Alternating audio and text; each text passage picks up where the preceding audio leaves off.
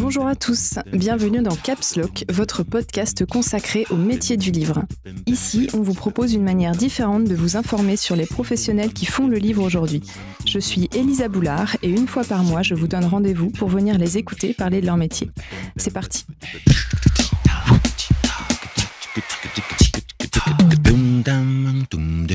Le numérique est un sujet de prédilection dans les conférences, les débats et les tables rondes qui animent le monde de l'édition depuis au moins une dizaine d'années. Mais dans les faits, l'offre que notre industrie propose au grand public aujourd'hui reste très basique. On revend un fichier, parfois protégé par DRM et parfois non, de préférence, ou au mieux plusieurs fichiers par livre, entendre par ISBN, ce qui nous permet à nous, libraires indépendants, de fournir des livres pour tous les supports de lecture. Petit clin d'œil à tous les éditeurs qui m'écoutent. Allez jeter un coup d'œil sur le blog de 7Switch sur ce sujet-là si ça vous intéresse. Certaines plateformes proposent des abonnements parfois, comme Amazon ou YouBooks, et puis ça s'arrête là. Mais le numérique, avec un grand N, on parle du web ici finalement, est aussi un support de création pour les auteurs et les autrices qui peut offrir des possibilités infinies d'écriture, mais aussi et surtout de partage avec leur lectorat. Aujourd'hui dans Caps Lock, on va parler de ces modes d'écriture et de lecture et de la place que tient l'édition traditionnelle au milieu de tout ça. Pour en parler, on accueille un auteur et une autrice dont les œuvres sortent un peu des sentiers battus. Thomas Cadden et Nine Gorman, bonjour et bienvenue. Bonjour. Bonjour. Alors Thomas, je vais commencer par vous. Donc vous êtes auteur de bande dessinée, illustrateur et scénariste aussi. Vous avez signé une vingtaine d'albums BD, si je ne me trompe pas, depuis 2007. Et certains ont préexisté en numérique sous différentes formes, notamment Les Autres gens, dont on parlera tout à l'heure un petit peu plus, et aussi Été, plus récemment, donc le feuilleton BD produit par Arte que vous avez scénarisé. Co-scénarisé, et qui a été illustré par Cécile Bidot cette année, si je me trompe pas. Et Erwan Surcouf l'année dernière. Alors Été, c'est un petit peu un hybride entre le dessin animé et la bande dessinée, puisque c'est une BD, vous me corrigerez si je me trompe, puisque c'est une BD qui intègre de l'animation et aussi du son, et une bande originale qui a été composée par Santoré cette année. Ouais. Donc la saison 2 a été diffusée en juillet et août 2018 sur Instagram, et on compte aujourd'hui plus de 90 000 abonnés sur le compte. C'est ça. Alors, est-ce que vous pouvez nous dire, Thomas, comment est-ce qu'est née l'idée d'Été ? Alors déjà, c'est pas moi qui l'ai eu cette fois-ci. Ouais. C'est Camille Duvilleroy et Julien Aubert, qui est le producteur. Et Camille Duvilleroy, en fait, son idée, c'était à la différence de ce qui se fait beaucoup en nouvelles écritures, non pas de créer un site, mais d'aller là où sont les gens, en fait, d'aller là où sont les lecteurs. Et ensuite, après, c'est par goût, c'est-à-dire c'est une sorte de combinaison de plusieurs choses. Il y a le désir de faire de la bande dessinée, le désir de faire du feuilleton. On fait de l'image, donc on va sur sur le réseau social de l'image. On veut faire du feuilleton, on pense à l'été, il y a le côté un petit peu feuilleton de l'été. Instagram s'est imposé assez vite. Et ensuite, je pense que l'idée, au départ, c'était un petit peu tout ça, c'est-à-dire combiner plusieurs envies. Et donc, elle a monté tout ça. Et ensuite, moi, je suis intervenu avec Joseph Safiedine, qui est mon co-scénariste, à ce moment-là. C'est-à-dire qu'elle a fait appel à moi d'abord à cause des autres gens, tout simplement. C'est-à-dire pour l'expérience que j'ai du travail comme ça, un petit peu de ce genre de production.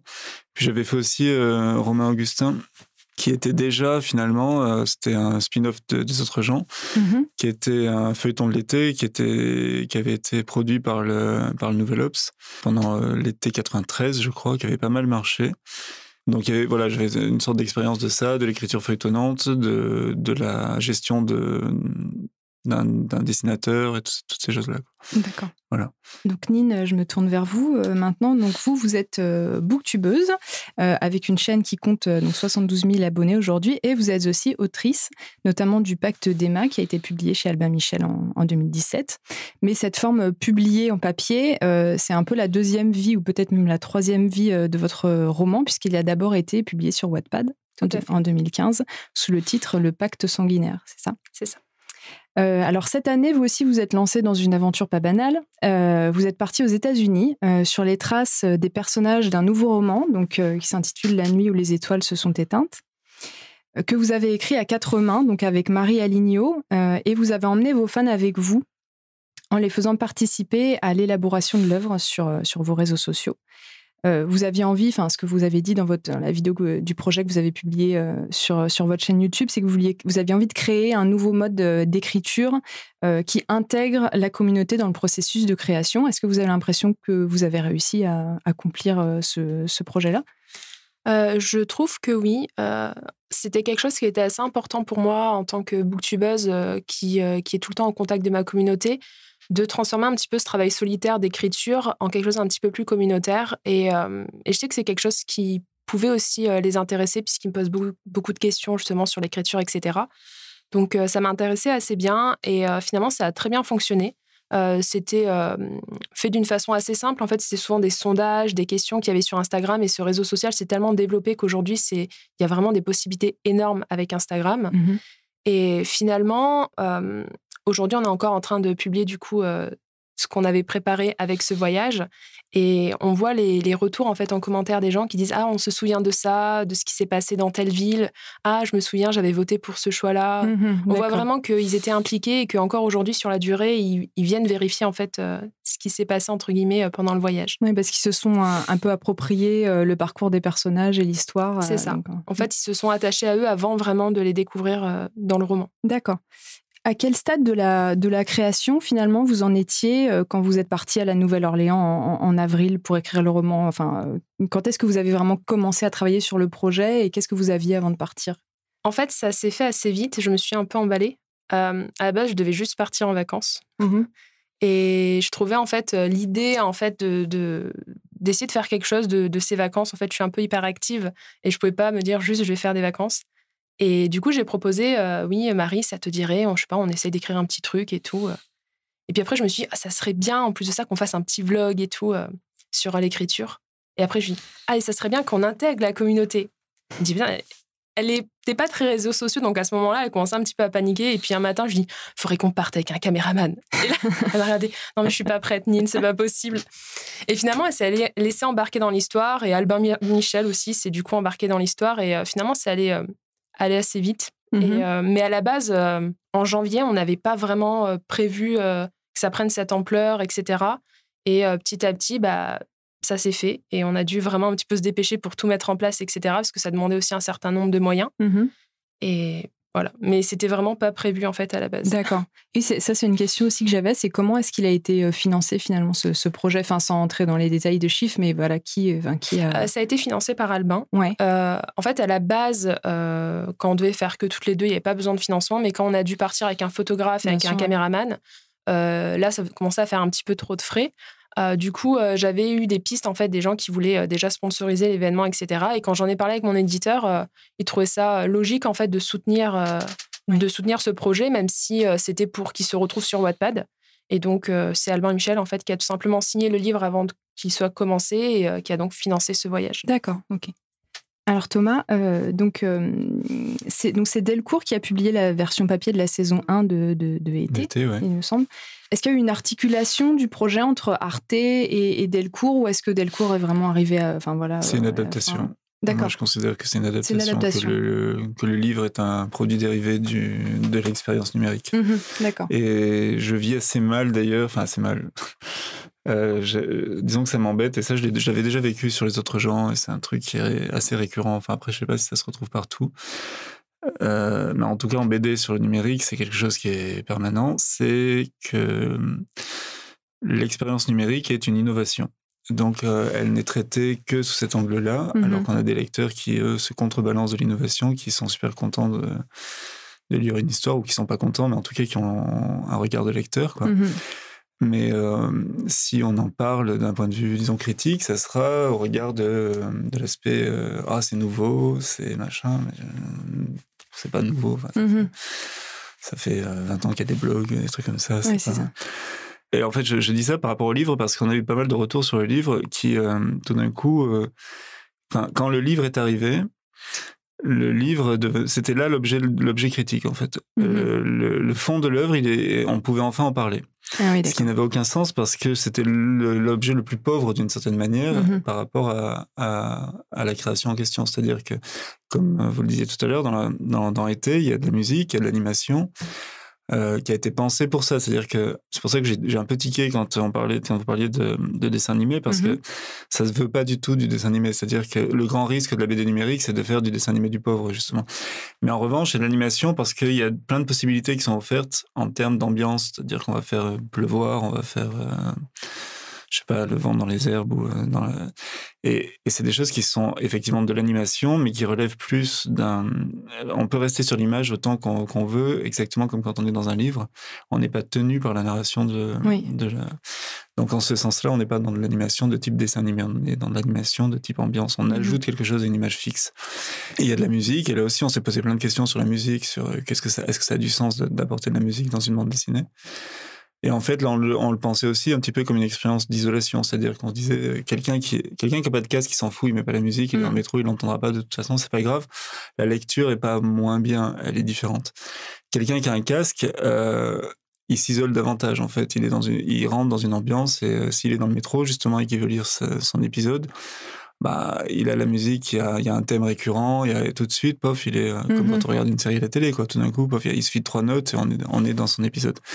Et moi, c'est mon expérience d'été, c'est que j'ai commencé à regarder et à vraiment voir ça comme de la lecture avec de l'animation, etc. Et puis après, parce que c'est bloqué de base le son en fait sur l'application. Oui, et une fois que je me suis dit, tiens, il y a du son, oui, effectivement, c'est plus sympa avec le son. Et puis après, on avait les lecteurs qui préféraient avec, les lecteurs qui préféraient sans. On a essayé une seule fois, il y a un épisode dans la saison 2 où le son est indispensable. Enfin, on a fait il y a une version à lire, mais il y a un épisode où c'est un enregistrement de la grand-mère de l'héroïne.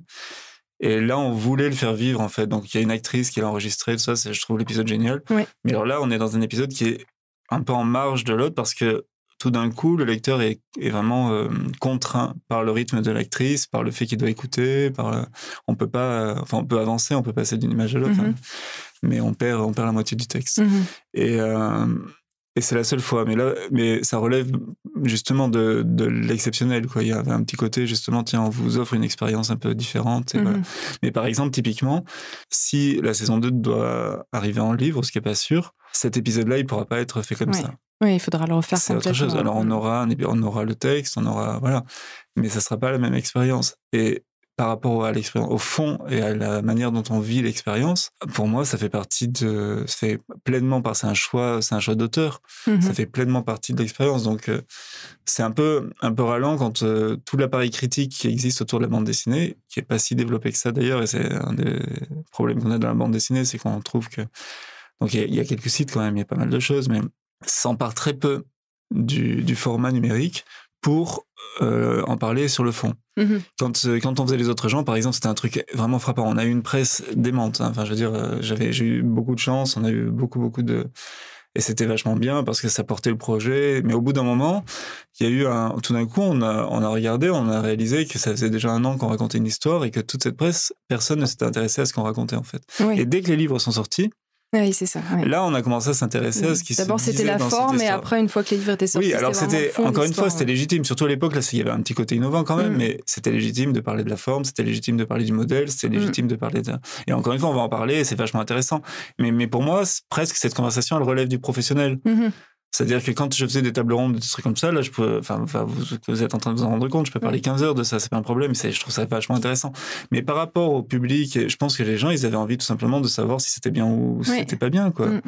Et tous ces supports qui habituellement parlent du fond des livres, là, c'était comme si on pouvait faire tout un article sur un bouquin sans jamais parler de ce qu'il y avait dedans. Et c'était un truc assez frustrant. Et le rapport était numérique et était livre. C'est pour ça que je dis que c'est un produit dérivé. C'est pas pour déprécier le livre, parce que je l'aime beaucoup, parce qu'on l'a travaillé comme ça. Il y a des pages en plus pour ajouter du liant, parce que justement l'expérience est différente. Mais ça n'est pas la même chose. Mais le produit d'origine, l'expérience d'origine, l'écriture d'origine, elle est faite pour le numérique. D'accord. Et vous, Nine, est-ce que vous pensez que ça les intéresse de développer plutôt justement la création numérique, d'essayer éventuellement de la commercialiser aussi? Parce que ça, c'est quelque chose que je vois, moi, c'est une grande question, mais moi, je vois en tant que libraire numérique, comme je vous disais, les offres numériques, elles sont basiques. J'adorerais que les distributeurs puissent me livrer des produits numériques un peu plus évolués que juste un fichier EPUB avec des DRM, vous voyez? Donc, voilà, c'est quoi l'avis d'Albin Michel sur ce sujet-là? Je pourrais pas parler en leur nom, mais en tout cas, par rapport à l'agneau, les étoiles se sont éteintes, ils y ont vu justement un projet innovant, et même si au final, financièrement, ils n'ont pas de retour, Wattpad, tout est entièrement gratuit comme Instagram, il y avait quand même le fait de participer justement à un projet qui change un petit peu d'habitude et de soutenir une autrice de chez eux. Après, leur position au niveau du numérique, je pourrais pas vous dire, en tout cas, mes romans, quand ils sont publiés chez eux, c'est dans un e-book traditionnel. Mais avec DRM, c'est super dommage, parce que c'est vrai qu'on pourrait se dire que la communauté, votre communauté, elle peut être, on va dire, sensibilisée à la question du partage, du contenu, etc. Le fait, ils ont l'habitude de lire, de voir votre vidéo ou de lire sur Wattpad directement sur un navigateur web. Alors que là, la version numérique des œuvres, finalement, elle est un petit peu dégradée par rapport à la version numérique originale, qui est, elle, hyper riche, et Wattpad ou même... Après, ils sont assez ouverts. Par exemple, sur Wattpad, actuellement, le même contenu que l'e-book, en fait, est disponible gratuitement sur Wattpad intégralement. Alors, il ne va pas l'être indéfiniment. C'est une demande que j'ai faite, en fait, pour que cet été, en fait, les lecteurs qui n'avaient pas nécessairement les moyens d'acheter un e-book puissent, en fait, quand même lire le roman. Ils ne se sont pas fermés, ils ont accepté. Donc, je pense qu'ils sont quand même assez ouverts sur les nouvelles technologies, sur l'e-book, tout ça. Pour essayer, dans la BD, c'est pareil. Je crois que les éditeurs, ils sont à la fois très curieux et très inquiets, parce que... comment gagner de l'argent avec ça, et au-delà même de l'aspect juste il faut gagner de l'argent, il faut faire du chiffre, c'est comment on le finance. Moi j'ai parlé avec depuis les autres gens, j'ai rencontré pas mal d'éditeurs et qui sur l'aspect vraiment précisément comment on peut faire du numérique, comment on peut faire du numérique de manière viable, comment on peut faire du numérique en payant les auteurs pour le faire. Et finalement, c'est quand même un truc compliqué, parce qu'un auteur dans son coin, il peut le faire parce qu'il est seul d'une certaine manière. Donc c'est lui l'auteur, il trouve son équilibre. Soit il a sa communauté, comme Boulet par exemple, il fait ce qu'il veut. Je veux dire, si Boulet demain il veut faire une BD, il veut la faire financer, il lui faudra une demi-heure à peu près pour la financer. Enfin, c'est ce qu'il a fait d'ailleurs quand il avait fait le truc c'était avec Neil Gaiman, je crois, où il avait. Donc ça, entre guillemets, c'est pas un problème. Disons que ça relève de l'auteur, et plein de choses sont possibles, parce que ça dépend de l'initiative, des moyens de l'auteur, de comment il gère ses besoins, comment il gère sa propre communauté et tout ça. Mais un éditeur, lui, va raisonner nécessairement en termes de catalogue. Et un catalogue, ça se fait pas à partir d'un ou deux auteurs. Il faut financer des créations, il faut financer des créations qui sont faites pour le support numérique. En littérature, je sais pas si les problèmes sont exactement les mêmes, mais en BD, il y a vraiment un problème de format. On raisonne pas la création du tout de la même manière. C'est ce que je disais. Par exemple, quand on fait été, on écrit du case par case. Quand on écrit une bande dessinée, on l'écrit pas en case par case, on l'écrit en page, et même on l'écrit en double page, parce que la lecture, elle est englobante. Quand on écrit pour un iPhone, on écrit en se disant de toute façon, le lecteur ne voit qu'une seule case. Donc c'est un truc. L'exemple que je donne toujours, c'est la surprise peut arriver à n'importe quel moment. Exactement, d'ailleurs, comme dans un roman, parce que dans un roman, on voit les doubles pages, mais on voit pas ce qu'il y a dedans. Enfin, je veux dire, à moins de lire en diagonale, mais dans une BD, quand on ouvre une double page, on voit tout ce qu'il y a. Même si on le lit pas, on le voit. Donc, on va pas faire apparaître un monstre en page de droite, parce qu'en page de droite, à partir du moment où on a ouvert la page de gauche, on a vu le monstre. Oui, bien sûr. Donc, le monstre, il apparaîtra toujours en page de gauche. C'est un truc tout con, mais on est obligé de faire avec. Quand on écrit pour du numérique, on se fout de ça. Et quand le numérique va passer au papier, il faut penser à ça. Et les éditeurs, là, ils sont au problème inverse. C'est-à-dire que jusqu'à maintenant, ils ont beaucoup développé la numérisation de leurs BD traditionnelles, de manière plus ou moins heureuse, parce que précisément, les BD, elles sont pas faites pour ça. Il y a des petites cases, des grandes cases, les auteurs, ils ont travaillé un livre, mais ils n'ont jamais travaillé, voilà. Et souvent, en plus, c'est fait sans les auteurs, ce qui, alors, à ce moment-là, parfois un vrai désastre. Et maintenant, le but de l'éditeur, c'est comment je fais pour financer de la création spécifique au numérique, et c'est quand même très cher. Enfin, c'est très cher. la BD, c'est cher de toute façon parce qu'il faut payer des gens qui vont faire ça à plein temps. Oui. Et c'est long. Enfin, je veux dire, un album de BD, pour un dessinateur, c'est un plein temps pendant 6 mois, 1 an.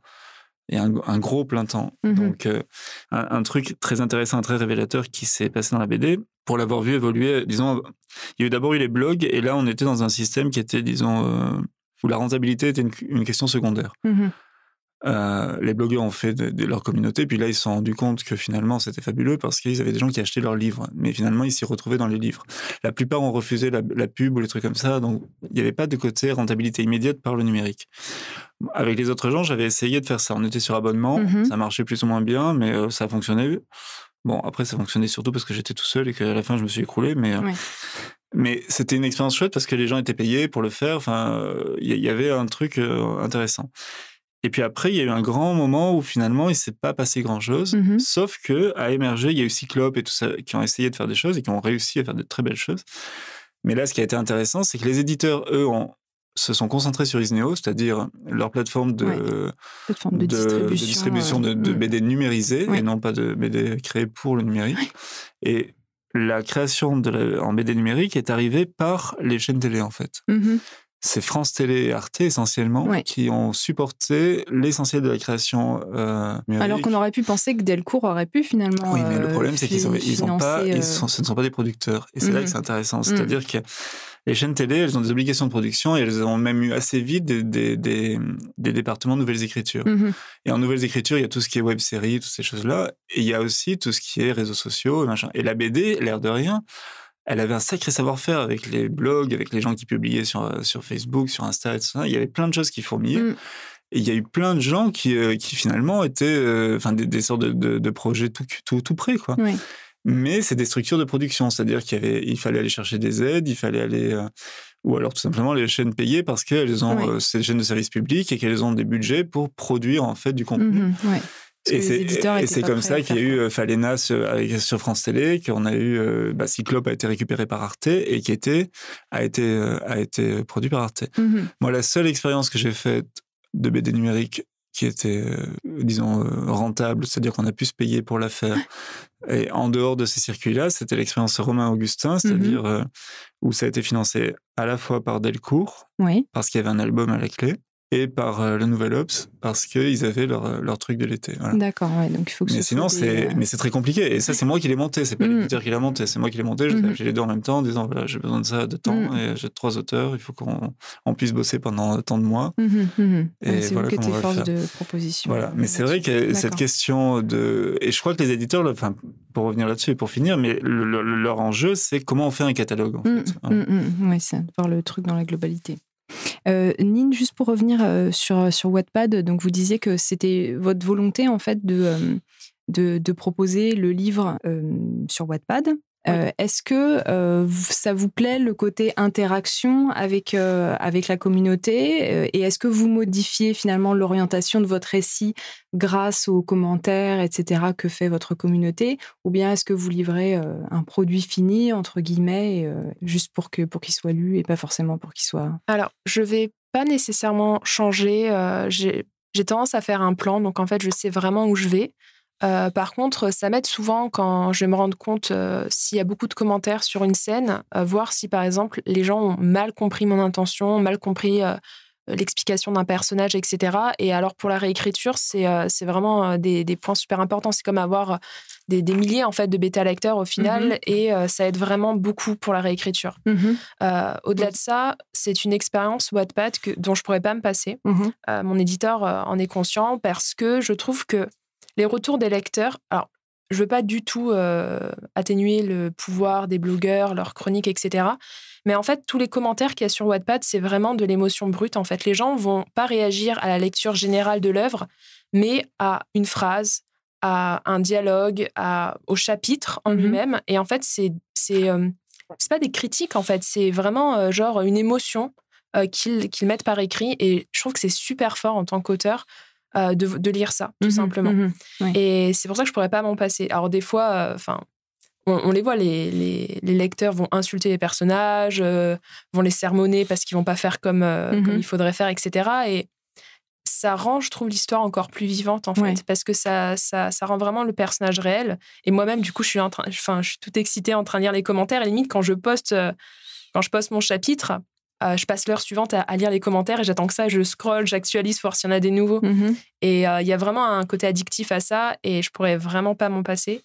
Donc, je suis vraiment contente, du coup, que mon éditeur me suive là-dessus. Que je puisse poster entièrement La nuit où les étoiles se sont éteintes sur Wattpad. Après, c'était vraiment un livre qui avait été construit pour être entièrement publié sur Wattpad, donc c'était clair dès le début. Il n'est pas encore question de le retirer par la suite, peut-être.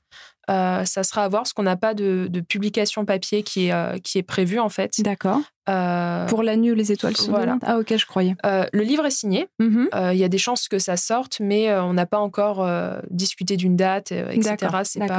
C'est pas encore sur le sujet des discussions. Je pense que ça sera retiré. Je pense. Ou alors, je ne peux pas trop m'avancer. Peut-être ça sera retiré. Peut-être que la version de base, parce que c'est un premier jet, sera laissée et qu'on publiera en fait une version retravaillée. Je ne sais pas trop. Ça sera, je pense, une discussion qu'il y aura avec mon éditeur. D'accord.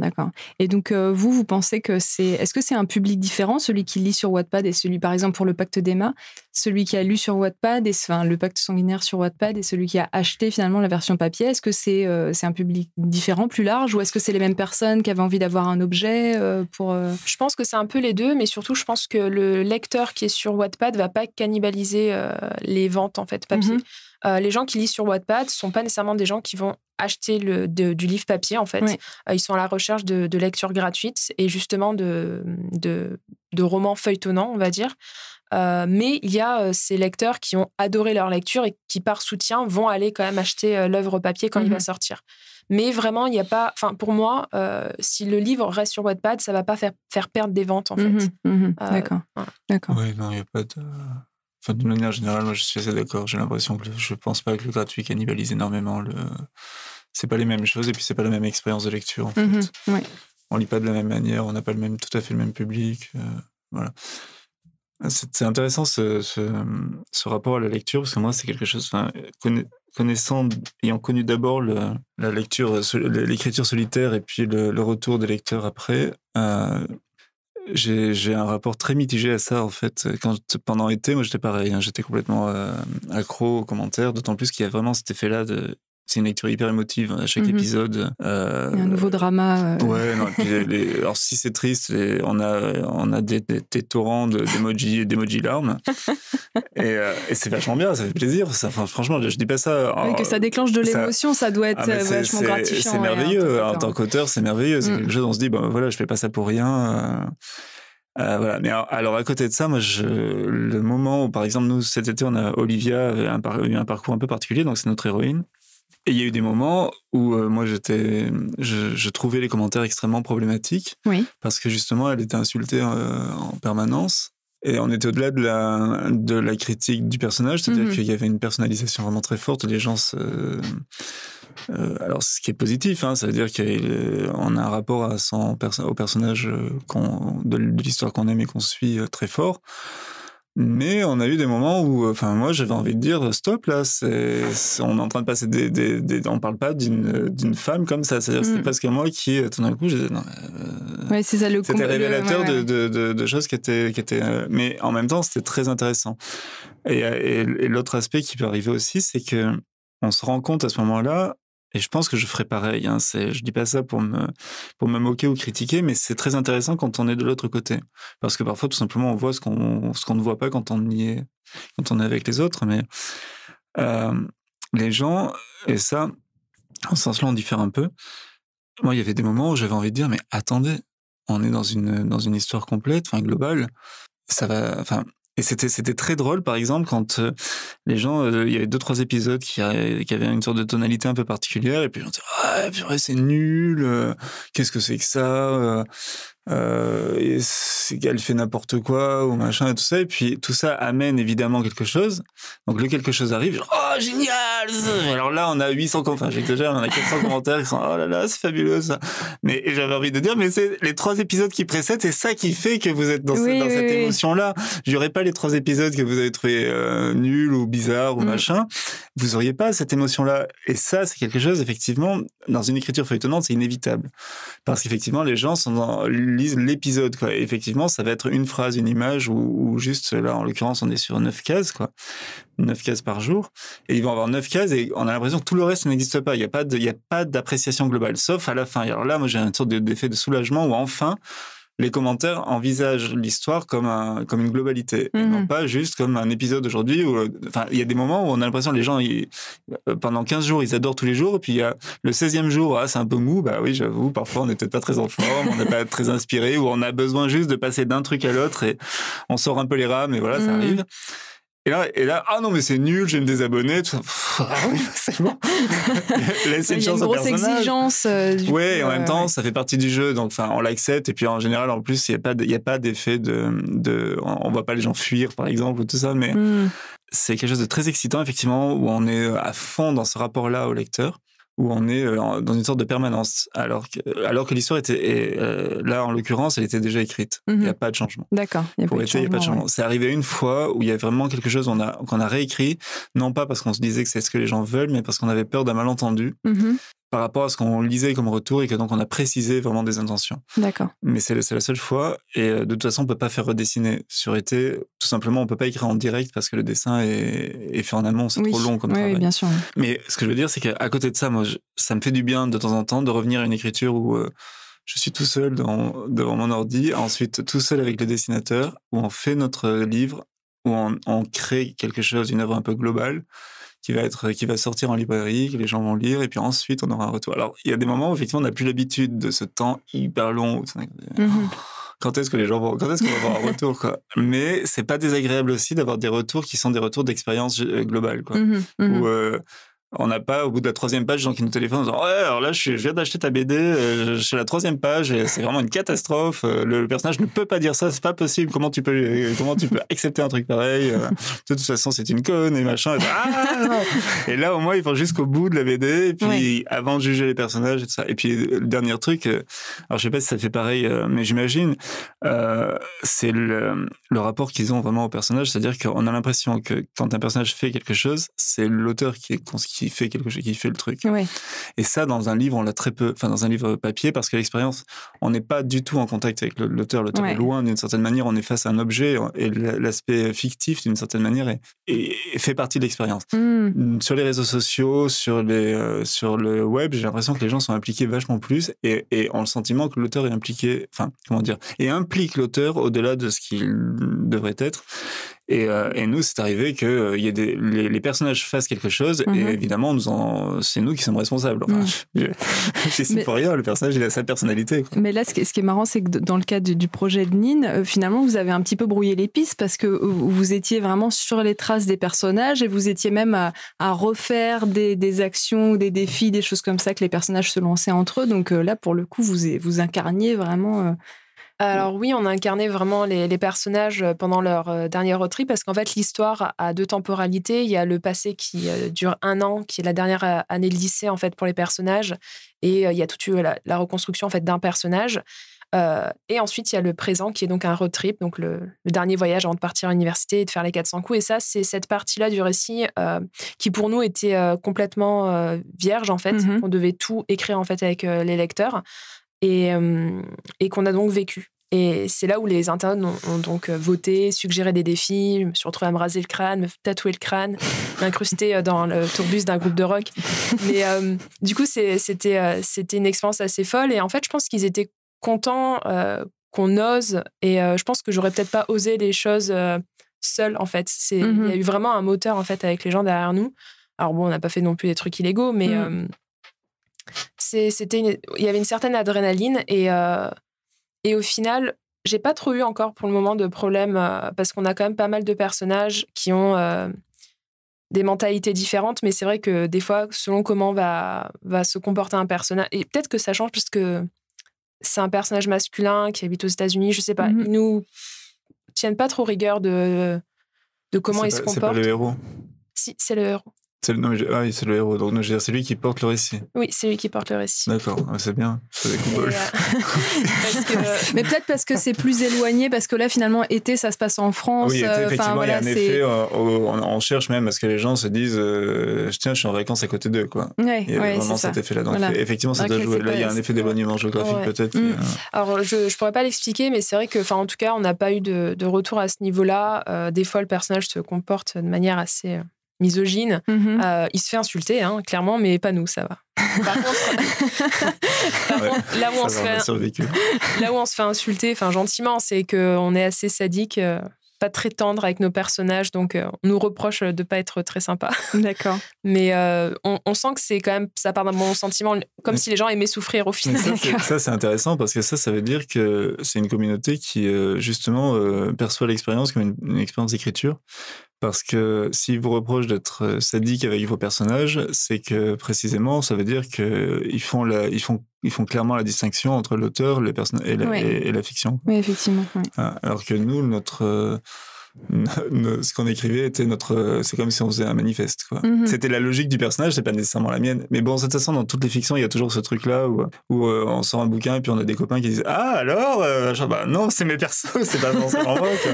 Oui, le sujet m'intéresse éventuellement, mais pas forcément comme le personnage, pas forcément. Enfin bref, si je le traite, c'est qu'évidemment d'une manière ou d'une autre, j'ai envie de creuser la question, mais pas forcément comme les personnages, quoi. Et donc il y a toujours eu ça. Mais c'est vrai que peut-être qu'Instagram, en plus, il y a un effet Instagram, c'est le réseau aussi de l'intimité d'une certaine manière. Enfin, on expose une histoire de son intimité, donc quelque chose de très personnel.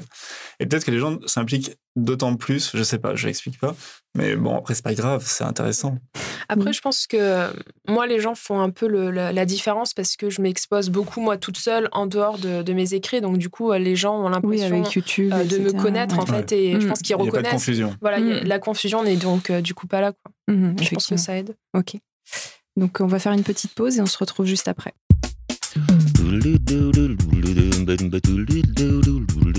Avant de continuer notre épisode, je voudrais adresser 2 remerciements à ceux qui ont rendu ce podcast possible. D'abord, 7Switch, la librairie numérique indépendante qui produit Caps Lock. C'est aussi là que je travaille. Sur 7Switch, on propose des livres numériques compatibles avec tous les écrans, même le Kindle. Et on propose également un système d'affiliation qui vous permet de devenir vous-même vendeur de livres numériques auprès de vos amis ou de vos fans et de toucher ainsi une commission sur chaque vente. L'adresse, c'est 7switch.com. Ensuite, je voudrais vous parler de Hardigan, un label de livres audio qui est produit ici, à l'endroit où on enregistre ce podcast. Ce sont des professionnels du livre audio et ils mettent à notre disposition leur beau studio et leur expertise.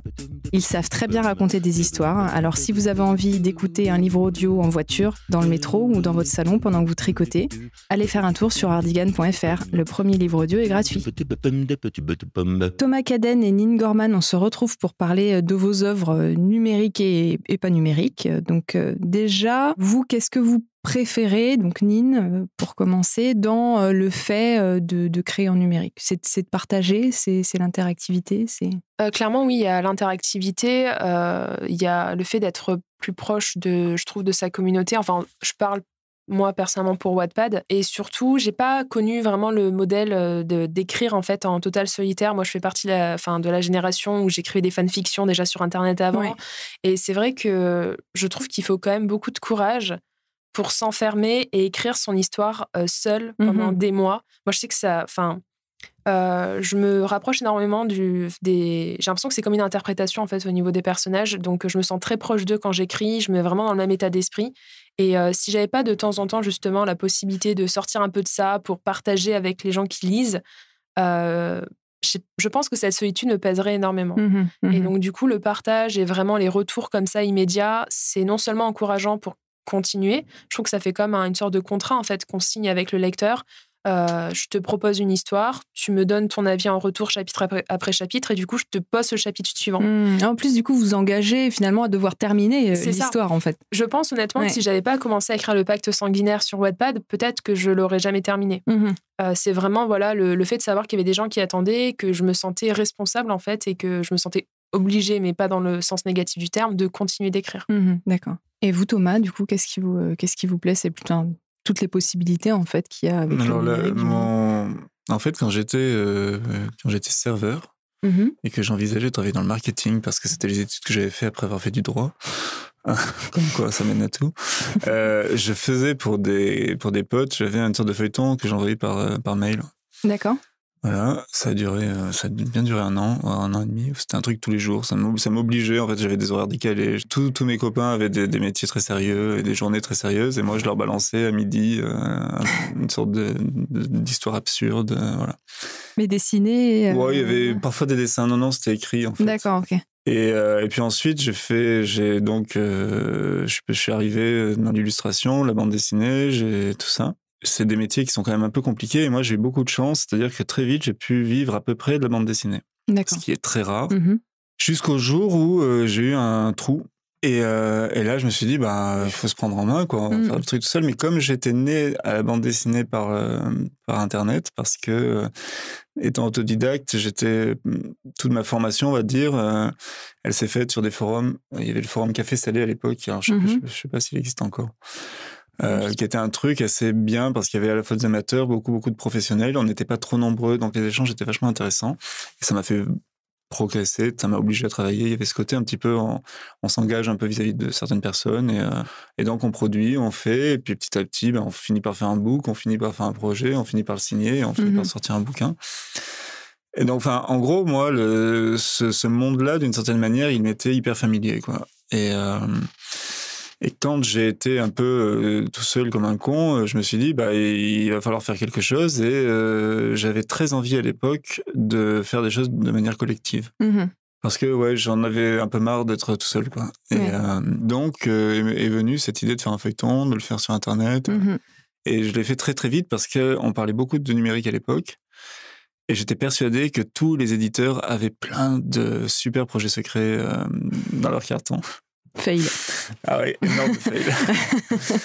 Mais non, c'est bien, du coup. Ça m'a motivé. Bien. Voilà, donc j'ai dit, il faut vite qu'on monte un truc, parce que sinon on va être complètement... il va y avoir plein de choses. Ouais. Donc on a monté ça. Donc là, vous parlez des autres gens. Autres gens, ouais. Et donc c'est comme ça, au début, mon envie en fait de faire du numérique, c'est l'envie de faire quelque chose tout seul. Parce qu'il y a ça aussi, il y a le rapport à un public, à des lecteurs, à une communauté, mais il y a aussi tout simplement le fait que, à la différence du monde d'avant, on va dire, on peut faire des choses assez simplement. Bon, c'est pas donné non plus quand on fait selon comment on veut le faire, mais on peut le faire tout seul. Et ça, l'air de rien, les blogs avaient montré la voie. Hein. Enfin, de toute façon, je veux dire, on avait des gens qui commençaient à faire de la bande dessinée, qui avaient un énorme public et qui le faisaient tout seul. Et donc là, je l'ai fait tout seul, mais à plein, quoi, parce qu'à la fin, il y a eu une centaine de personnes qui ont bossé dessus. Oui, c'est ça, c'était un gros... Et c'était extraordinaire. Bon, ça m'a mis sur les rotules, mais c'était bien. Et puis là, j'ai commencé à découvrir le rapport à un public, alors, avec toutes les réserves que j'ai émises, mais qui sont en fait, c'est pas des réserves, c'est des trucs que je trouve passionnants à étudier, quoi. C'est-à-dire que ça m'énerve. Il y a des moments où j'ai envie d'écrire directement au lecteur qui m'a fait un commentaire en disant, mais c'est pas possible, machin. Mais en fait, j'adore ça parce que ça challenge, ça stimule, ça, voilà. Et c'est des trucs, le lecteur qu'on a dans cette relation-là, dans une œuvre numérique, c'est quelque chose qui est quand même effectivement assez irremplaçable et assez extraordinaire. Et d'ailleurs, quand on a fait Romain Augustin pour Nouvelle Obs, c'était ma grande frustration parce qu'il n'y avait pas de système de commentaires. Et eux, ils me disaient, on a plein de lecteurs, c'est génial, on est super contents, ça marche, et tout ça. Et moi, j'avais rien. Il n'y avait pas de réaction. Rien, nulle part. Et c'était hyper frustrant. Parce que c'était exactement comme si ça n'existait pas. Donc, j'étais rassuré d'une certaine manière parce qu'on me disait qu'il y avait des gens qui lisaient. Super. Et c'était bien parce qu'on aime autant, quoi. Mais on n'avait pas ce côté échange. Est-ce qu'ils aiment, est-ce qu'ils n'aiment pas, qu'est-ce qu'ils pensent des persos, machin. Et c'était super. Et ça, c'était très, très frustrant. Comment en papier, ceci dit. Non, parce qu'en fait, en papier, ça fait partie du deal. Ouais. En papier, mais de toute façon, en papier, c'est un des trucs qui fait qu'on accepte de subir les dédicaces ou des machins comme ça. Oui, parce que c'est un moyen de rencontrer des gens. Tout d'un coup, on rencontre des gens vivants, quoi. Le monde existe, vous êtes là, je peux vous toucher, c'est extraordinaire. Voilà, non, il y a un côté, ça y est, on sort de notre caverne et puis on va à la rencontre du vrai monde, quoi. Donc oui, mais c'est vrai que quand on a goûté un petit peu à cet aspect-là dans toute l'expérience numérique, d'être en contact avec des gens et d'avoir des gens qu'on ne connaît pas, qui s'impliquent et qui sont soit hyper touché, soit hyper énervé, soit machin, mais c'est très précieux. Ça donne vraiment du sens à ce qu'on fait, de toute façon. Après, moi, je sais que, par exemple, je suis super chiant avec ça, parce que, par exemple, autant je serais tout à fait partant pour faire une expérience de coécriture avec un petit peu cette expérience-là de partir mais comment dire, il y a d'autres moments, par exemple sur été, j'ai toujours dit, et sur les autres gens je faisais pareil, que je n'écrivais pas, que pour moi écrire pour le lecteur, c'était surtout ne pas lui donner ce qu'il attend. Donc ne pas lui donner ce qu'il veut. Ouais. Et ça, c'est un truc, je sais que moi, en tant que lecteur, j'ai envie d'être surpris, donc je ne peux pas, quand on est au cinéma ou quand on regarde une série télé, on passe notre temps à dire « Oh là là, j'espère qu'il va arriver ça » et tout ça. Et puis, d'une certaine manière, on est quand même finalement pas mécontent qu'il n'arrive pas ça, parce qu'au moment on est surpris, parce qu'on est en colère. Et donc, moi, j'aime bien ne pas donner... voilà. Et en même temps, ce qu'il y a de bien, c'est que le rapport au public, ça... on peut pas ne pas le prendre en considération. Oui. Et quand j'écrivais Les Autres gens, par exemple, mon héroïne, très rapidement, j'avais plein de personnages. À la fin, j'avais 50 personnages récurrents.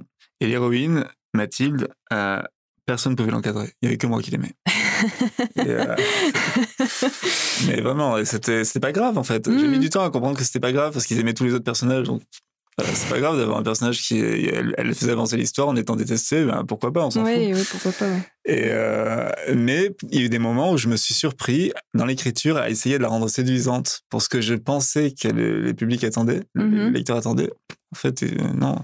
À chaque fois que je faisais ça, je la trahissais, donc ça marchait pas plus, quoi. C'était comme si c'est comme de prendre quelqu'un, de le maquiller mal pour le rendre plus. Non, c'est juste un peu mal foutu, quoi. Ouais. C'était pas les meilleurs épisodes, quoi. Donc j'ai assez vite renoncé.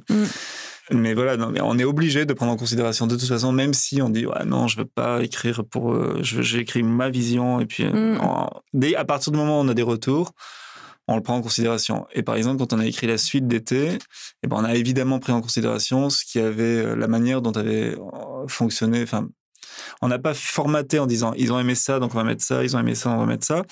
Mais comment dire, enfin, je sais pas comment ça peut être ressenti, mais d'une certaine manière, le lectorat va imposer un éclairage sur l'œuvre qu'on n'a pas nécessairement vu et qui va influer forcément sur la manière dont on va poursuivre cette œuvre. Oui, ça fait forcément bouger un petit peu ce qui était prévu au départ. Ouais. Bien sûr. Ouais, mais c'est un peu, dans le Pacte d'Emma, c'est un peu ce que j'ai ressenti en lisant le personnage d'Andrew, parce qu'à chaque fois, je me disais, bon, allez, là quand même, il va s'améliorer, mais en fait, non. Mais c'est vrai, moi, je donne pas nécessairement ce que veut le lecteur. On a tendance à dire que je suis frustrante. C'est bien, c'est le principe, je pense. Mais ce qui est, je trouve, intéressant avec la nuit où les étoiles se sont éteintes, c'est que du coup, donc le présent qui se passe pendant le road trip, ça représente un peu moins ça représente un quart du roman, je dirais. Et du coup, en fait, il y a vraiment un quart du roman où ils ont pu influer dessus et où, du coup, en fait, ils savent plus ou moins ce qui va se passer. Et en fait, du coup, il y a les 3 quarts où là, on peut faire ce qu'on veut et on peut s'éclater et les frustrer. Donc, en fait, on leur a donné le pouvoir sur un quart du roman. Et on a toujours cette possibilité d'être un peu sadique. Non, mais c'est vachement intéressant parce que ça montre... c'est ce qu'on disait tout à l'heure, ça montre l'étendue des possibilités. C'est ça, ouais. Parce que ça, on ne pourrait pas le faire... Enfin, il y a des tentatives qui ont été faites pour le livre papier, mais c'est toujours beaucoup plus lourd déjà dans le dispositif. Forcément. Ça ne peut pas être aussi évident, aussi intuitif, aussi naturel, tout simplement, que ça l'est avec le numérique. Et ça, c'est des expériences d'écriture qui sont passionnantes. Enfin, moi, de la même manière que je pense, je sais pas, mais moi, je pense que si je devais faire une sorte de coécriture comme ça avec un lectorat, ce qui est sans doute vachement bien. Enfin moi, c'est un truc, ça m'intéresserait. Je pense que il y a assez vite, il doit y avoir un jeu qui se met en place d'une certaine manière. C'est-à-dire qu'à la fois, ils exigent des choses, mais est-ce qu'on va leur donner? Est-ce qu'on va résister? Et tout ça. Et d'une certaine manière, il y a un dialogue qui se crée et qui va générer un autre type d'écriture. Et ça, c'est des choses qui sont vraiment très, très intéressantes. Et finalement, le seul risque à la rigueur, mais c'est pas forcément un risque, ça fait partie de l'expérience. Alors, je sais pas comment ça a été perçu, mais c'est si est-ce que finalement l'expérience ne devient pas en elle-même l'œuvre, quoi. Comment faire pour que cette expérience-là qui a été vécue, et dans un temps dans le temps de sa réalisation, comment faire pour qu'elle s'intègre ensuite de manière naturelle dans l'œuvre générale, quoi. Après, nous, ça va plus être dans les péripéties, c'est-à-dire que les personnages ont quand même leur background, leur histoire, en fait, et cette histoire-là, en fait, elle suit son cours.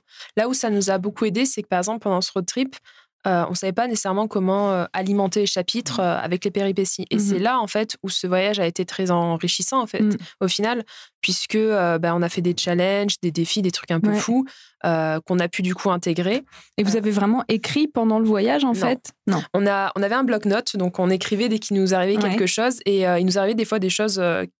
pas que les lecteurs nous avaient défié de faire, mais qui, du coup...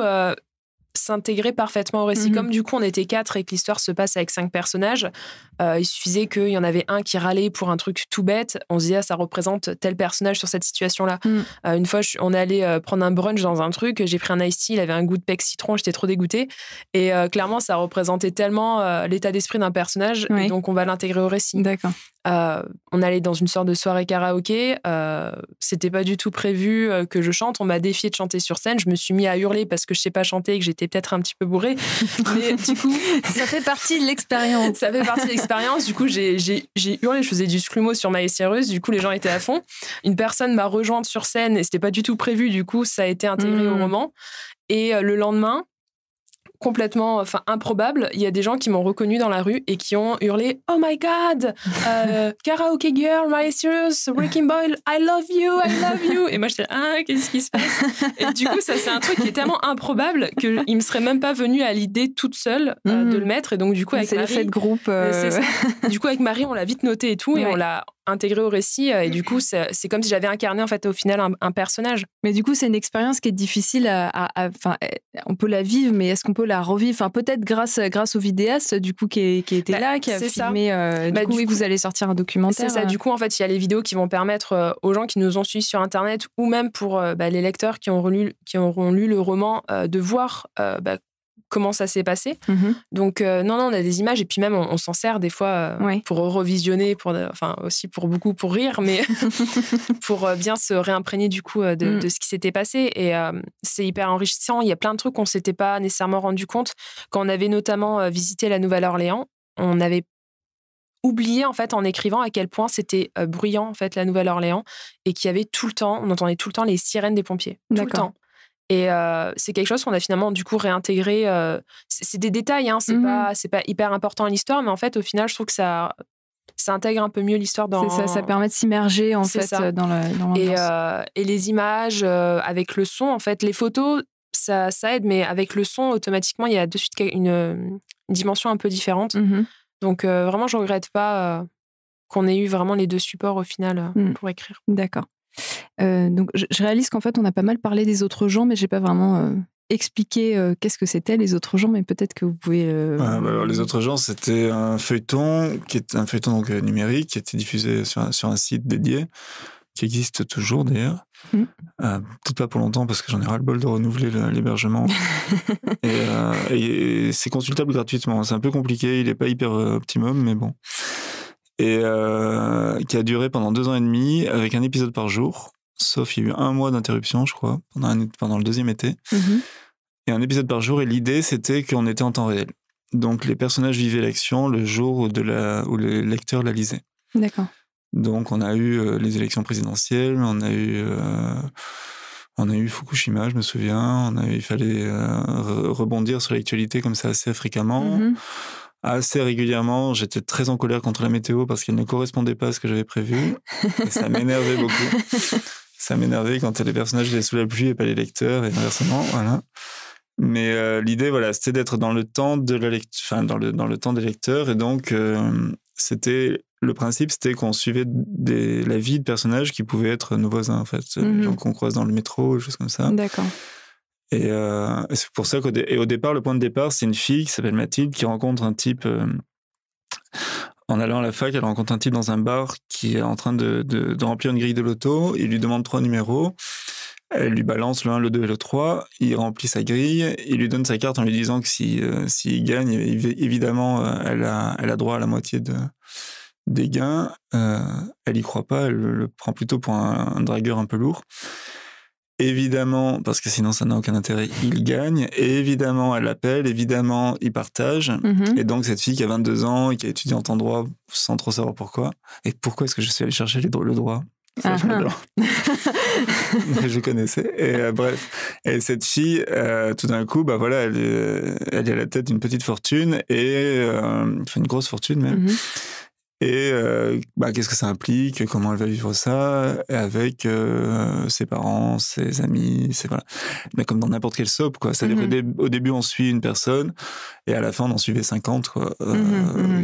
Avec tous des histoires d'importance quasiment équivalentes. Et donc, c'était chaque jour un illustrateur différent, et en fait. Pour que ça soit matériellement possible, en fait, surtout vu le temps qu'on avait, chaque jour, un dessinateur prenait la suite d'un autre. Donc, le style changeait tous les jours. Les personnages étaient les mêmes. On avait juste un concept qui était la case générique, c'est-à-dire qu'au tout début, on avait une case qui disait voilà la tête des personnages aujourd'hui. Ouais. Alors évidemment, ils avaient tous des caractéristiques assez fortes pour qu'on puisse les identifier rapidement. Et ça a marché très bien. Et du coup, c'était illustré le jour même? Non, il y avait... je dis non, mais en même temps, on n'était pas très loin, parce que idéalement, on était censé avoir un mois d'avance. Ouais. Et en réalité, très rapidement, on avait une semaine d'avance. C'était horrible. J'ai passé 2 ans et demi à être en panique totale. Ouais, oui, et la grande performance, c'est que je n'ai loupé qu'une seule journée. C'était un vendredi, donc je ne considère même pas que c'est un échec, parce que l'épisode est arrivé le samedi. Ah oui, d'accord. Le samedi matin, et voilà, c'était... Pendant 2 ans et demi. 2 ans et demi, ouais. Et du coup, c'était financé par les abonnements. C'était financé par les abonnements des lecteurs. Et vous avez mes économies au départ. Et vos économies, oui. Non, mais je veux dire, au départ, la mise de départ, voilà. Ouais. Donc, du coup, les illustrateurs étaient rémunérés. Pas très bien, pas non plus illusionné, c'était pas très bien rémunéré, mais l'idée, c'était quand même ça. Quand même... Et moi, je me payais aussi en tant que scénariste. D'accord. Voilà, parce que pendant 2 ans et demi, je n'ai fait quasiment que ça, pas exclusivement, mais beaucoup. Ouais. Donc moi, j'étais payé en tant que scénariste. Voilà. Sauf quand j'étais aidé à l'écriture, parce qu'après, il y a eu cette dérive-là, et moi, c'est pour ça que j'ai arrêté, où j'étais obligé de faire appel à d'autres scénaristes sur lesquels je repassais derrière pour garantir l'unité de ton. Oui.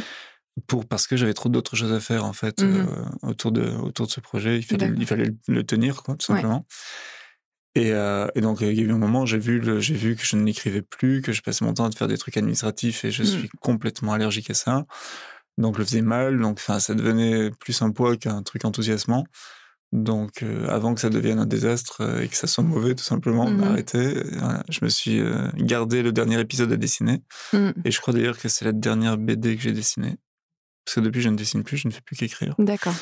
Et voilà. D'accord. Et il n'y a aucun éditeur qui vous avait proposé de distribuer finalement ce format de l'abonnement? En numérique? Ouais, en numérique. Non. Non, ils ont... Non, même quand... le paradoxe, c'est que Dupuis a acheté les droits papier pour lesquels il y a eu une version Isneo. Donc, c'est-à-dire qu'il y a une version numérique des autres gens qui est, payante, comme ça, qui est une version numérisée de la version papier. Ce qui est complètement paradoxal. Le seul exemple qu'on ait eu, c'est que l'éditeur allemand des autres gens, ça a été traduit en Corée et en Allemagne, et l'éditeur allemand des autres gens a fait passer, en fait, a vendu les droits, donc il y a eu tout un Big Mac parce que j'avais les droits numériques, au Frankfurter Allgemeine Zeitung, qui voulait en faire le diffuser sur son site. D'accord, ouais. Donc je pense qu'en fait, paradoxalement, il y a plus de lecteurs des autres gens allemands que de lecteurs français. En numérique, en tout cas. Ah oui. Parce qu'en France, c'était sur abonnement, on n'avait pas tant que ça. Et en Allemagne, c'était sur un des plus gros sites, des plus gros quotidiens allemands, et c'était diffusé donc tous les jours gratuitement. Donc, je pense qu'il y a eu beaucoup plus de lecteurs allemands que de lecteurs français. Encore une fois, quelque chose qui sort de l'édition, en fait. Finalement. Ah bah oui, voilà. Bref, c'était une expérience très étonnante, mais très formatrice. Oui, j'imagine. Et est-ce que, tous les deux, vous, Nine aussi, est-ce que vous envisageriez de faire un modèle comme ça qui soit financé de manière participative, genre mettre en place un compte Patreon ou un compte Tipeee pour que les gens participent à votre travail? Je sais pas, je pourrais pas trop dire. Comme je suis sur YouTube et que j'ai toujours eu l'habitude de proposer du contenu gratuitement, que je me rémunère entre guillemets toute seule à travers des billets sponsorisés ou les pubs de YouTube, c'est vrai que je me suis dit, ils ont toujours eu ça gratuitement. S'ils ont envie, c'est vrai que c'est pas obligatoire en fait de demander un pourboire, etc. Ouais. Mais je sais pas, je me suis toujours débrouillée seule. Et je pense que je suis plus à l'aise de continuer comme ça. J'ai l'impression qu'il y a une sorte de devoir quelque chose, en fait, qui me mettrait peut-être mal à l'aise, je pense. Ok, peut-être moins de liberté. D'accord. Et vous, Thomas, est-ce que vous avez... Moi, alors c'est un peu différent parce que moi, quel que soit le modèle, finalement, et il y en a eu pas mal, j'ai toujours été dans des modèles, on va dire, de production ou édition.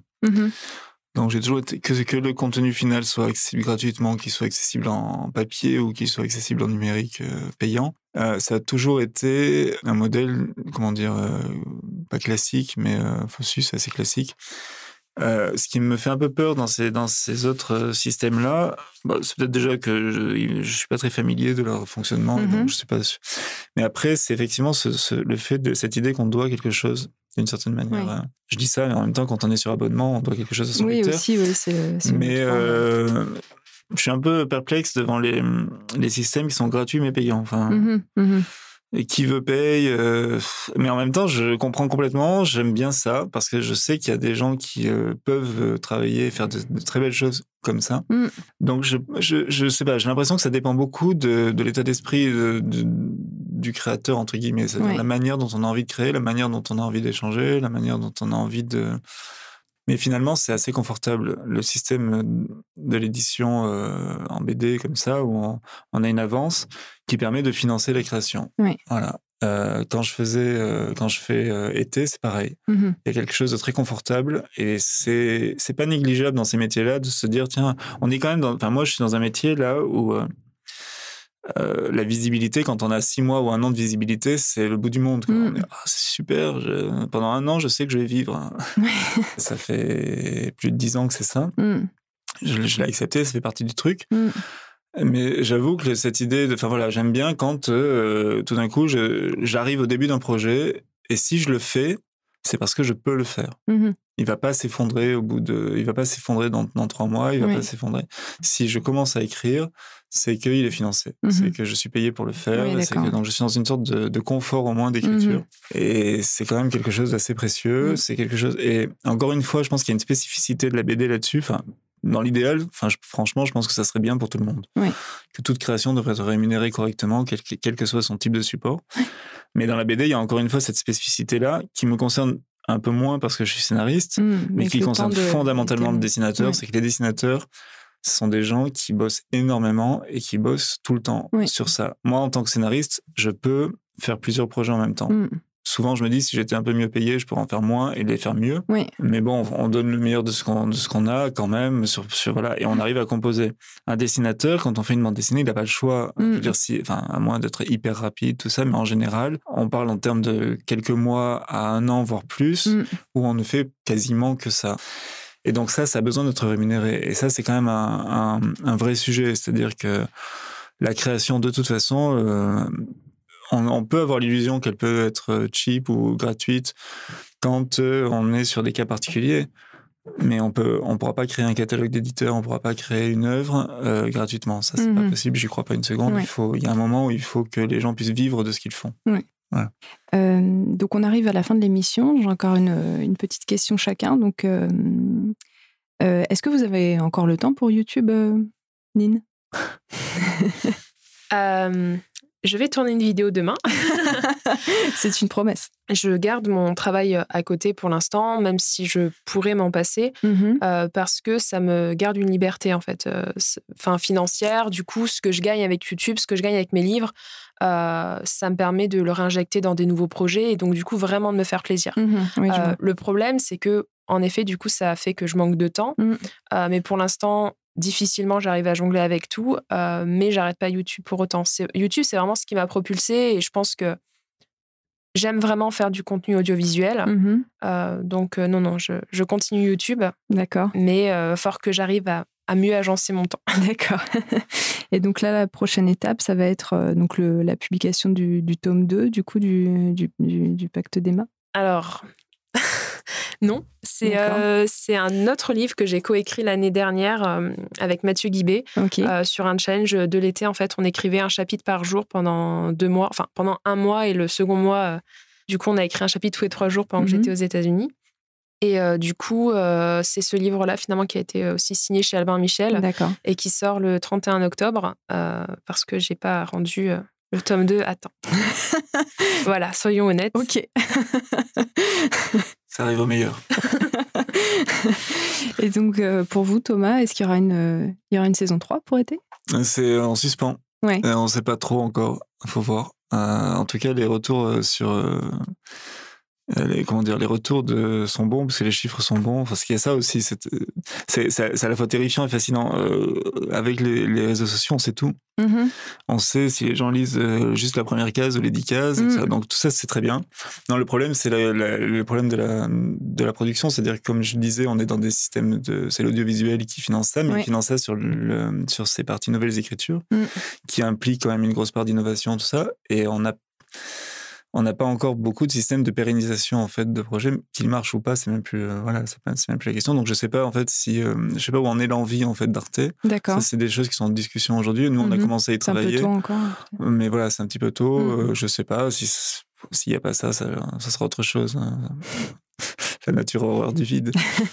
Donc été 3 je sais pas, et en numérique je sais pas. Là, en ce moment, c'est vrai que j'écris beaucoup de trucs. J'écris plutôt du papier. D'accord. Mais, ou de visuel, mais pas de... Non, en numérique, là... Si, on a une surprise qui a été annoncée. Pour été. Il y aura de toute façon quelque chose en plus. Ah, d'accord. Voilà. D'accord. Peut-être avant l'été. D'accord.